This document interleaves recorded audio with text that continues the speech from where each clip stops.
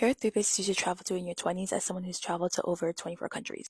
Okay, so first up is Mexico. Mexico is like the best starter trip. I did this instead of doing a Miami spring break. I actually went here by myself, met up with some people. And for those girls who came to Cabo with only $135 and they ended up spending it on the first night, I'm pretty sure I went to Mexico with like $200 and I lasted for like 2 weeks. Like, I don't know what they were doing. But if you were someone who you don't have a lot of money, but you still want to have fun, you want to be around people who are nice, you want to practice your Spanish and be in like, a country with a lot of culture, go to Mexico.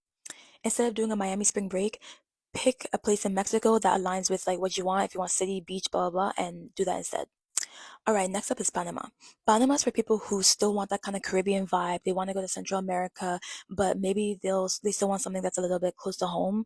Panama uses like the US dollar and everything, and there are a lot of like Americans there. But for me personally, I feel like it still had a huge chunk of like that Panamanian culture, and it was 100% giving like Caribbean island, Yale Island thing, even though it's in Central America. So I would 10 out of 10 recommend.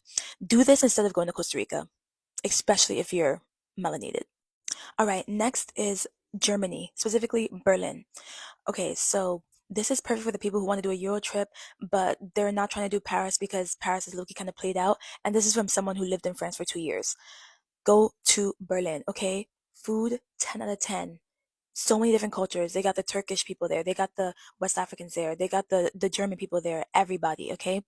They also have this really cool kind of like underground culture that I thought was amazing, like the abandoned buildings, the history, like the techno culture, just amazing. Go. And let me know if you want a part two.